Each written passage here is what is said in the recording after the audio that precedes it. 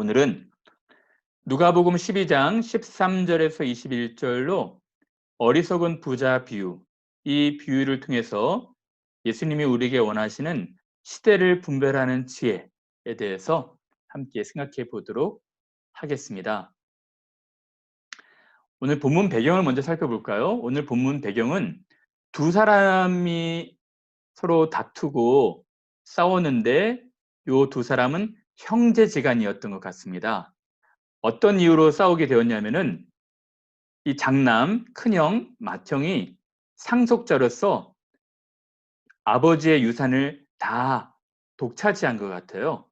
그래서 동생이 너무하다고 형 좀 재산을 나눠달라고 분쟁했던 것 같습니다.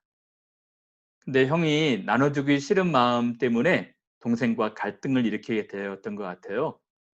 동생이 계속 형한테 요청을 하다가 형이 말을 듣지 않으니까 이 동생이 예수님을 찾아간 것입니다.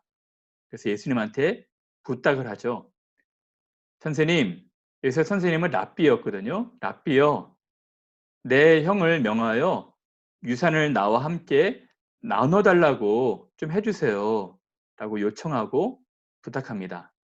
근데 예수님이 말씀하시죠. 이 사람아, 누가 나를 너희의 재판장이나 물건 나누는 자를 세웠느냐 하시고 그들에게 이르시되 삼가 모든 탐심을 물리쳐라. 요청하러 왔던 사람에게 재판장이나 물건 나누는 자로 나는 부름받지 않았다. 그리고 핀잔도 주시는 것이죠. 삼가 모든 탐심을 물리쳐라. 왜냐하면 사람의 생명이 그 소유에 넉넉한 데 있지 않다라고 말씀하신 것입니다. 그리고 그 유명한 비유를 드신 것입니다. 이 비유는 어리석은 부자 비유로 알려진 비유입니다. 이 비유의 내용은 이렇습니다.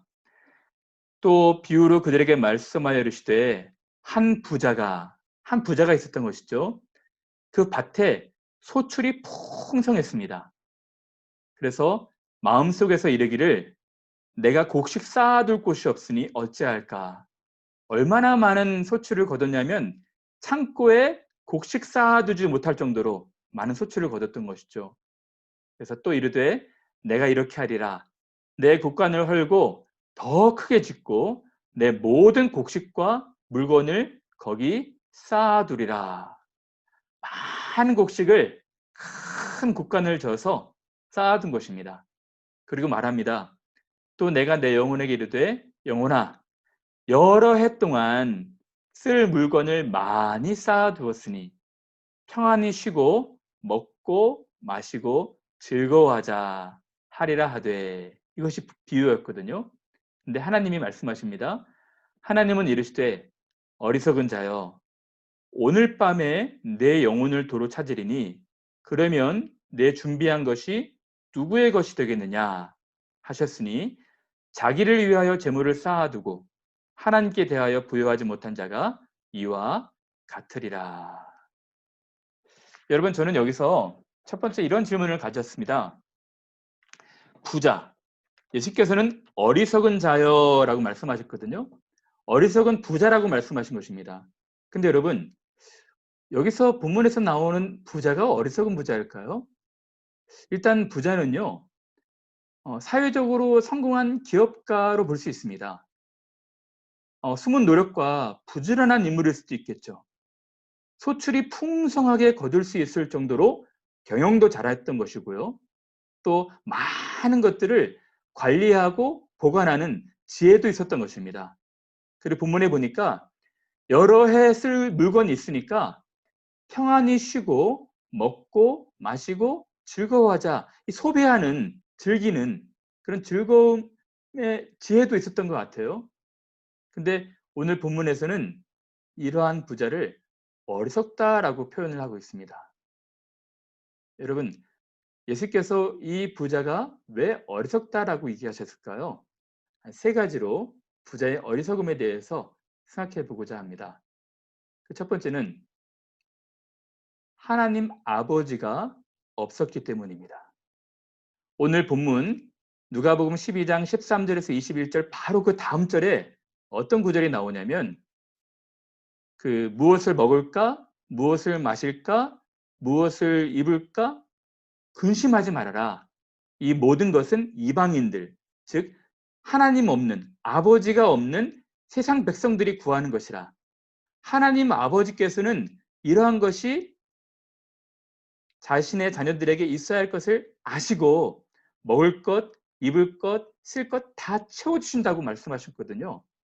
그러므로 여기서 이 부자는 하나님 아버지가 없었기 때문에, 자신을 돌보시고 먹이시고 입히시는 아버지를 알지 못했기 때문에, 스스로 혼자의 힘으로만 살아왔기 때문에 어리석다라고 말씀하셨던 것이죠. 두 번째로는 이 부자가 어리석은 이유는 함께 나눌 이웃이 없었던 것입니다. 오늘 본문에 보면 독특한 구절은 이 어리석은 부자 두 번째 단락부터 내가, 내, 나의 이런 자기 표현이 이 짧은 문장이 6번이나 들어갑니다. 내가 곡식을 쌓아둘 곳이 없고, 내가 이렇게 할 것이다. 내 곡간을 헐고 내 모든 곡식과 물건을 거기 쌓아두고, 또 내가 내 영혼에게 이르되. 이 부자의 특징은 자신이었어요. 이 자신이 여러 해 쓸 물건을 쌓아두고 쉬고 먹고 마시고 즐거워하는 것이었고, 함께 이 팔레스타인에 살아가는 이웃들, 나눌 이웃들이 없었던 것이죠. 이 부분에 대해서는 제가 조금 더 자세하게 말씀을 드리도록 하겠습니다. 세 번째로 이 부자의 어리석음이 무엇이었을까요? 미래를 준비하지 못했기 때문입니다. 자신은 미래를 준비한다고 생각하면서 여러 해 쓸 물건을 쌓아두었으니 쉬고 먹고 마시자, 즐거워하자라고 말했지만, 이 세상이 아닌 다음 다가오는 세상, 그 미래를 준비하지 못했기 때문에 어리석다라고 말하고 있습니다. 예수께서 말씀하시죠.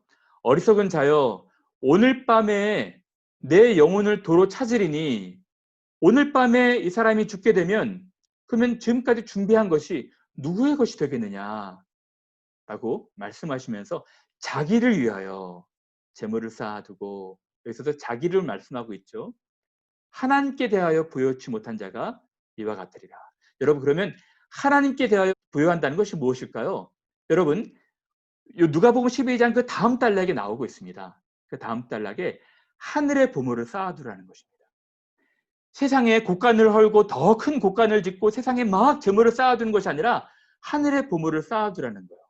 여러분, 그러면 하늘의 보물을 쌓아둔다는 의미가 무엇일까요? 32절부터 35절까지 자세히 말씀하고 있는 것입니다. 이렇게 나와 있습니다. 너의 소유를 팔아. 곡간에 쌓아둔 것이 아니라 그 소유를 팔아서 구제하여 이웃을 위해서 구제하고 나누라는 것이죠. 어려운 사람들 도우라는 것입니다. 그것이 하늘의 보물을 쌓아둔다는 것입니다. 너의 소유를 팔아 구제하여 낡아지지 아니하는 배낭을 만들라. 곧 하늘에 둔 다함이 없는 보물이니 거기는 도둑도 가까이 하는 일이 없고 좀도 먹는 일이 없느니라. 너희 보물 있는 곳에는 너희 마음도 있으리라. 여러분, 부자의 문제는 이것을 나눠줄, 구제할 이웃이 없었던 것입니다. 그러므로 어리석은 자여라고 말씀하신 것이죠. 여러분, 하늘의 보물을 쌓아두는 것은 우리가 갖고 있는 재물로, 우리가 갖고 있는 모든 것으로 함께 더불어 살 수 있도록 나누고 베풀고 사랑한다는 것이었죠. 이것이 하늘의 보물을 곳간에 쌓아둔다는 것이었습니다. 예수님께서는 조금 더 자세히 말씀하십니다. 오늘 노란색 표시에 보면은 허리에 띠를 띠고 등불을 켜고 서 있으라라는 애매한 말씀이 나오거든요. 이 말씀이 무엇일까요? 더 자세하게 36절에 그 다음 구절에 풀어주고 있습니다. 너희는 마치 그 주인이 혼인집에서 돌아와 문을 두드리면 곧 열어주려고 기다리는 사람과 같이더라. 그러니까 우리는 청지기로서 주인에 맡긴 것들을 이제 잘 구제하고 나눠주는 지혜 있는 청지기로서 잘 준비하라는 것입니다. 주인이 와서 깨어있는 것을 보면 그 종들은 복이 있으리로다. 내가 진실로 너에게 이르노니 주인이 띠를 띠고 그 종들을 자리에 앉히고 나와 소종들이라. 그러므로 너희도 준비하고 있으라. 오늘 본문에 인용해 오진 않았지만 주인이 새벽 2시나 새벽 3시경에 올지도 모르니까 깨어있으라는 것입니다. 등불을 켜고 서 있으라는 것입니다. 생각하지 않은 때에 인자가 오기 때문에 준비하고 있으라는 것입니다. 사랑하는 여러분, 이 부자가 어떻게 보면은 부지런하고 또 숨은 노력으로 열심히 재산을 모은 경영의 지혜, 관리의 지혜, 소비의 지혜도 있었을지 몰라도 하나님 아버지도 없고 나눌 이웃도 없고 더 중요한 것은 하나님의 재산을 맡은 청직이라는 인식이 없고 자기가 주인이라는 착각으로 미래를 준비하지 못했기 때문에 어리석은 부자라 말씀하고 있는 것입니다. 요 40절 다음 구절에 42절부터 또 이렇게 말합니다. 주께서 이르시되 지혜 있고 진실한 청지기가 되어 주인에게 그 집 종들을 맡아 때를 따라 양식을 나누어 줄 자가 누구냐. 주인이 이럴 때 그 종이 그렇게 한 것을 보면 그 종은 복이 있으리로다. 여러분, 그러한 지혜 있고 진실한 청지기는 복이 있다는 것입니다. 지혜롭다는 것이죠. 어리석지 않다는 것입니다. 내가 참으로 너에게 이르노니 주인이 그 모든 소유를 그에게 맡기리라. 이 부자의 문제는 하나님을 아버지로 주인으로 인식하지도 못했고 나눌 이웃도 없이 자기를 위하여만 살았고 또 미래를 준비하지 못했던 것입니다. 그러면 예수님께서 이 부자를 통해서 말씀하고 싶었던 메시지, 특별히 재산을 나누어 달라고 부탁했던 이 동생에게 말씀하고 싶어 했던 메시지가 무엇일까요? 동생의 또 어리석음은 무엇이었을까요? 어리석은 부자를 통해서 동생에 대해서 얘기하고 싶으셨거든요. 동생의 어리석음도 제가 세 가지로 생각을 해보았습니다. 첫 번째는 예수님에 대한 오해였어요. 지금 동생은 예수님 앞에 찾아옵니다. 선생님. 그래서 선생님은 라보니, 랍비라는 언어였거든요. 여러분, 당시에 랍비는 어떤 사람이었을까요? 랍비는 가르치는 분들도 됐었고요. 또 법적 분쟁이나 또 법적인 문제들이 있을 때 해결해주는 재판장 역할도 했었습니다. 예수님은 이 법적 분쟁이 있을 때 해결하시는 분이 아니었고 온 인류의 구원자로 오신 것입니다. 예수님에 대한 다양한 견해가 있었겠죠. 많은 사람들이 메시아라 보았지만 어떤 분들은 정치적인 메시아, 정치적으로 로마의 압제에서 구원해줄 메시아로도 보기도 했고 어떤 분들은 민생을 해결할 사람, 우리의 민생고를 해결해줄 분으로 보셨던 분들도 있었습니다. 그리고 어떤 분들은 예수님을 그리스도요, 살아계신 하나님의 아들, 구원자로 보았던 것이죠. 이 동생은 예수님을 바로 보지 못했어요. 라보니여 해서 자기의 어려운 민생의 문제를 해결할 분으로 보았던 것입니다. 저는 이 본문을 묵상하면서 오늘 우리는 예수님에 대해 어떠한 인식을 가지고 있을까 생각해 보았습니다. 오늘도 많은 분들 중에 또 여러분들이 예수님에 대한 오해가 있는 분들이 있습니다.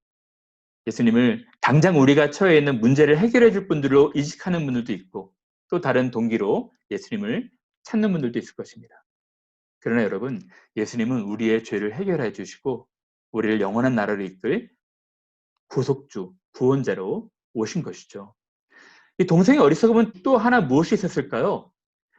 세상에 대한 집착으로 자기 영혼에 대한 관심이 없었던 것입니다. 이 세상의 소유에 대한 지나친 관심으로 자기 영혼에 대해서 무지했던 것이죠. 예수께서 말씀하십니다. 이르시되 이 사람아 누가 나를 너희의 재판장이나 물건 나누는 자를 세웠느냐 하시고 그들에게 이르시되 삼가 모든 탐심을 물리쳐라. 사람의 생명이 그 소유에 넉넉한 데 있지 아니하니라. 여러분, 이 동생의 문제는 탐심으로 인해서 소유의 넉넉함만 바라봄으로 인해서 영혼에 대해서 무지했던 것이죠. 아무리 많이 쌓아둔다고 해도 하루아침에 하나님께서 부르시면 우리 주인 되신 하나님께서 부르시면은 그 쌓아둔 것이 누구의 것이 되겠습니까? 여러분, 동생은 잘못이 없었습니다. 이것은 무리한 요청도 아니었어요. 탐심으로 그 모든 재산을 상속하고 싶어 했던 형에게 좀 나누어 달라고 하는 것밖에 없었거든요. 그러나 동생은 잘못이 없었지만 어리석었던 것입니다. 그의 어리석음은 생명이 사람의 소유에 넉넉한 데 있는 줄 알았고 하나님께 있음을 몰랐던 것이죠. 여러분, 근데 오늘 본문에 보면요. 그 다음 구절에 여러분들이 좀 어려워하는 구절이 나옵니다. 누가복음 12장 후반절에 이런 구절이 나오거든요. 내가 불을 땅에 던지러 왔노니 그리고 이 불이 이미 붙었으면 내가 무엇을 원하리요? 내가 화평을 주러 온 것이 아니라 분쟁을 주러 왔다. 이 부분은 많은 분들이 어려워하시거든요. 조금 자세한 구절은 이것입니다. 내가 세상에 화평을 주려고 온 줄로 아느냐? 내가 너에게로 오니 아니라 도리어 분쟁하게 하려 함이로다. 이후부터 한 집에 5사람이 있어 분쟁하되 셋이 둘과 둘이 셋과 하리니 아버지가 아들과 아들이 아버지와 어머니와 딸과 딸이 어머니와 시어머니와 며느리가 며느리와 시어머니가 서로 분쟁하게 될 것이다. 이 말씀 어려워하거든요. 왜 그럴까요? 예수님은 화평을 주러 오신 분이기 때문입니다. 예수께서 세상에 평강을 주러 오셨거든요. 또 우리에게 부탁하십니다. 너희는 화평케 하는 자들이 되라고 하신 것이죠. 근데 오늘 본문은 정 엉뚱한 이야기를 하고 있습니다. 내가 화평을 주러 온 줄로 아느냐? 오히려 도리어 분쟁하게 하려 함이로다 라는 말씀을 하시거든요. 이 말씀의 뜻이 무엇일까요? 요 전체 문맥, 전체 맥락에서 살펴보면 이런 것입니다. 복음이 들어가는 곳에 이 세상의 가치관과 하나님의 나라의 가치관과 충돌한다는 것입니다. 그래서 불이 던져지게 되면 이 불은 심판의 불이 아니고요. 재련의 불입니다. 이 불이 던져지게 되면은 분리가 있게 된다는 것이죠.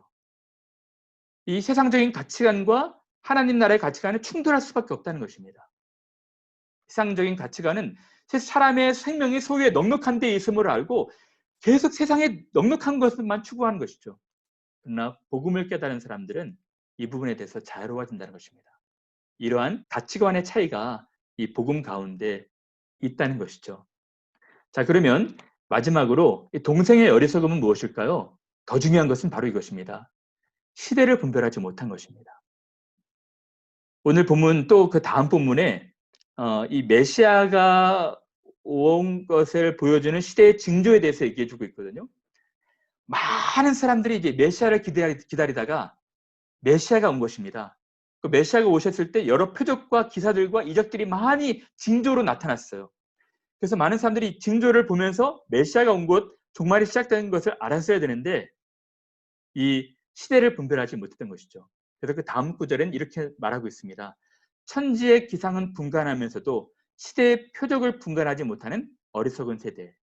자세한 본문은 이것입니다. 또 무리에게 이르시되 너희가 구름이 서쪽에서 이는 것을 보면 곧 말하기를 소나기가 오리라 하니 과연 그러하고 남풍이 부는 것을 보면 말하기를 심히 더우리라 하나니 과연 그러하니라. 외식하는 자여 너희가 천지의 기상은 분간할 줄 알면서 어찌 이 시대는 분간하지 못하느냐. 또 어찌하여 옳은 것을 스스로 판단하지 아니하느냐. 팔레스타인은요, 서쪽에서 지중해 습도 높은 구름이 일어나게 되면 소나기가 오구나, 큰 비가 있겠구나라고 예측을 합니다. 저 애굽 남쪽에서 아라비아 광야에서 건조한 열풍이 불면 이번엔 굉장히 덥겠구나. 천기를 분간하면서 기상을 분별하면서 날씨를 예측할 수가 있는 것입니다. 그것처럼 이 시대, 종말의 끝으로 가고 있는 오늘의 시대의 징조를 통해서 우리가 이 시대가 어느 때인지를 예측하고 준비하라는 것이죠. 이제 말씀을 마치겠는데요. 저는 코로나19, 코비드19 요 상황으로 팬데믹 현상을 보면서 정말 많이 놀랐습니다. 한 4-5개월 정도 전체 세계가 이 전염병 현상으로 많은 분들이 불안해하고 세상이 바뀌어지는 것을 보게 되면서 한편으로는 많이 놀랐습니다. 말씀에서 종말의 시작과 끝에 나타날 징조들에 대해서 얘기해 주고 있었거든요. 그 중에 하나가 전염병이었습니다. 여러분, 우리는 오늘 이 천기, 이 전체적인 기상, 또 이 세계의 격변하는 변화들 보면서 시대 징조를, 시대를 분별해야 되는 것이죠. 끝으로 말씀을 드리면, 여러분, 저는 이런 질문을 가져봤습니다. 이 코로나 바이러스로 많은 세계가 지금 불안에 떨고 또 많은 분들이 안타깝게 죽고 또 사고를 당하고 있는데 이것이 하나님의 진노일까? 물론 전염병은 하나님의 진노 중에 하나의 현상으로 나타날 수도 있었습니다. 그러나 여러분, 코로나 바이러스는 제가 생각할 때는 하나님이 이 시대의 징조를 통해서 사람들에게 주시는 메시지라 생각이 듭니다. 여러분들이 잘 알고 있듯이 제가 여기 영국에 와서 두 번의 어려움들을 겪었습니다. 첫 번째는 암에 걸렸던 사건이었고요. 두 번째는 큰 반파 사고를 겪을 정도로 힘들었던 교통사고였습니다. 저는 이 질병에 걸리기도 하고 사고를 당할 때 많이 생각을 했었어요. 아, 하나님이 나를 징계하시는 것인가? 하나님이 내게 벌을 내리시는 것인가? 하나님이 나에게 진노하신 것인가? 근데 결론적으로 생각했을 때에는 하나님의 진노, 하나님의 징계, 징벌은 아니라 생각이 들었어요. 그러면 왜 그 힘들고 어려운 시기를 보내게 하셨을까? 하나님이 제게 주시는 메시지가 있었던 것입니다. 그 메시지는 홍 목사, 이 세상은 한순간에도 하나님이 데려가실 수 있다. 그러므로 이 세상을 더 분명하게, 더 겸손하게, 더 미래를 준비하면서 지혜롭게 살라고 하는 메시지라 생각이 들었어요. 하나님께서 개인에게 주시는 메시지였습니다. 그래서 저는 그 두 사건을 겪으면서 인생은 정말 겸손해야 되는구나. 질병 앞에서 우리가 모두가 다 연약한 사람들이구나. 어느 누구도 다 사고를 당할 수 있겠구나 하면서 매 순간이 이제 진지하게 임하게 되었고 또 미래를 준비하는 시간이 되었습니다. 사랑하는 여러분, 하나님께서 전 팬데믹 현상으로 오늘 우리에게 메시지를 주고 계신 것입니다. 여러분, 우리가 사람의 생명이 소유에 넉넉한 데 있음을 알고 이 세상 것에만 추구해서는 안 돼요. 끝으로 적용을 해보자면 첫 번째로는 예수님이 우리의 구원자가 되신다는 것을 기억하시고요. 어떤 문제 해결을 위한 것으로 예수님을 찾는 것보다 우리의 구원자, 구속주 되신 예수님을 찬양해야 될 것입니다. 두 번째는 하나님께서 우리의 아버지가 되셔서 모든 것을 공급하신다는 것을 기억해야 될 것입니다. 먹을 것, 입을 것, 쓸 것 하나님이 주시는 것이고 소출이 풍성하다면 함께 지혜로운 진실한 청지기가 되어서 많은 사람들을 위해서 책임을 감당해야 될 것입니다. 하나님이 우리의 공급자이십니다. 마지막 세 번째로 다음 세상을 준비하면서 살아가야 되는 것입니다. 여러분, 저는 많은 분들이 이것을 잊어요. 근데 코로나 바이러스가 오늘 팬데믹 현상이 우리에게 너무 선명하게 메시지를 주고 있다 생각이 듭니다. 하나님이 세상을 휘저으시면요, 세상은 금방이라도 난리와 난리 소문이 나는 것입니다. 여러분, 우리가 말씀이 예측해 주신, 말씀이 이미 예견한, 말씀이 우리에게 선포하는 그런 시대를 살아가고 있습니다. 이제 언제일지 모르겠지만 우리가 하나님의 나라 다음 세상으로 들어가게 될 것입니다.